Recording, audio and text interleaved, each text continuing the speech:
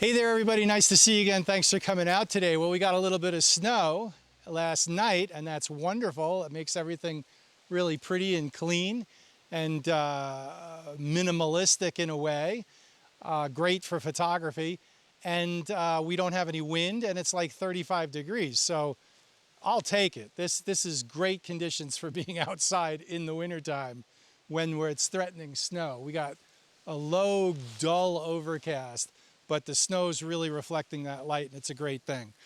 This is also a great time to talk a little bit about the zone system, because snow makes the zone system really easy to understand, all right? So if you can understand this, you've really taken your first step into what the zone system for metering is all about. So let's go over it.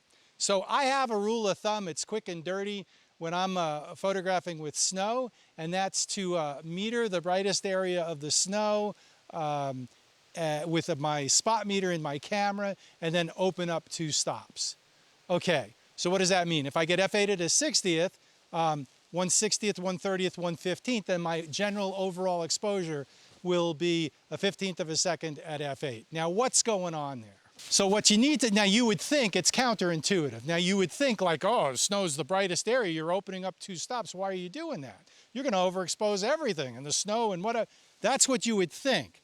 But the reason why that works is because your camera meter wants to make the snow 18% gray, zone 5. And so when you meter the scene and you get a 60th of a second at f8, I'm just making that up as an example, the camera meter is saying that's the correct exposure to make that snow gray. Well, we don't want the snow gray, we want the snow white, right? Snow white. I mean, if we want to be really technical about this, we want to put the snow on zone 8, which is white with a little detail or a lot of detail. And that's true, but for my quick and dirty example, I also don't want to blow out anything either. And if I'm at zone 7, that gives me some latitude to work with it, right? The bottom line is I'm not blowing out the snow, because that's putting the snow on zone 7, and it gives me some wiggle room for the rest of the scene. It doesn't make the rest of the scene too dark. So that's my rule of thumb for snow photography. Meter your snow, open up 2 stops. Generally speaking, your exposure is going to be just fine. But it really helps you if you're trying to get your head around the zone system to understand. I mean, it's a pretty clear example, I think. They don't get much clearer than that. I mean, snow is white, okay? And so, so if you meter with your spot meter in your camera, your snow, the camera wants to make it 18% gray. When you open up 2 stops, when you let in 2 stops more light, you're putting that snow at zone 7, which is a little bit under white with detail, and I explained why I do that. But if you can understand that concept, you've really taken a big step forward in understanding the zone system. Okay, so other things that have been going on this week. The Sonys are really fascinating. Like, for some reason, S-Log3 for my videos is really making a huge difference, I think. And I'm really working that out and having a lot of fun with that, which I never really liked video, but now it's getting kind of interesting. So there is that. On the A7R5, I got 3 things that really are the best I've ever used on any camera system. So number 1, that would be the 3D, 4D screen on the back. It flips out, it flips around, it's fully articulated, it flips away from the body. It works great with L brackets. That's the way every camera should be. Fully articulated and flips out. What a wonderful thing. Best I've ever used on any camera. The card slots, 2 UHS 2 SD card slots, plus the same card slots take CF Express Type A cards. The only downside is the CF Express Type A cards are a little bit on the spendy side. However, catch a sale, like over the holidays, there was a great sale. I got a Lexar 160 gigabyte CF Express Type A card. It was like $100 and something, $80 off. It was almost half price, 40% off. Okay, that's getting it more into the realm of affordable, so I picked up one of those. I also picked up a Per Gear 80 gigabyte one for with a card reader for $99 over the holidays. So that wasn't too bad. I really like the CF Express Type A cards, particularly because of the card compatibility of the slots with the UHS-2 SD cards. That is pro level, man. That's compatibility is where it's at. You don't want to be somewhere and your CF Express Type A card broke, or your CF Express Type B card broke, and you don't have an SD card, and you get what I'm talking about. You know, ultimate compatibility is always good, all right? And so the CF Express Type B cards, I like them, but they're too big, and so the slots take up too much space. It's hard to put two of those slots in a smaller camera, and they're not compatible with anything else. If you have two CF Express Type B cards, that's all you got is CF Express Type B. So yeah, so really digging the compatibility and really liking the size and the thickness of and the speed of the CF Express Type A cards. It's a good thing.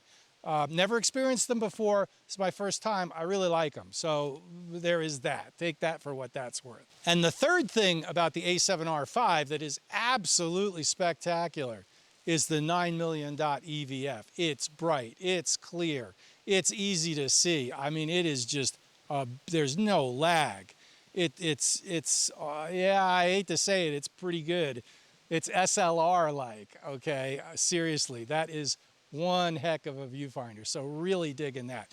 Going back to the card thing, one thing that was a misstep that Sony made is, if I have very few complaints about these two cameras. I'm very happy with them. But the A7C2, I kind of wish that had the UHS-2 CF Express Type A card. Again, it doesn't need two of them, just the one, but it would have been nice if that SD card slot was also a CF Express Type A card slot for maximum compatibility with my A7R5. I see the A7C2 as a camera that a lot of people are probably going to pick up as an add-on camera to their A7R5, their A1, etc., etc. And having that compatibility with all your cards would have been a really cool thing. So just saying, is it a big deal? It's not a big deal. That would have been a nice to have. It's not a need to have kind of a deal. Okay, so enough yakking. I'm gonna do some photography because it is gorgeous out here, and let's go.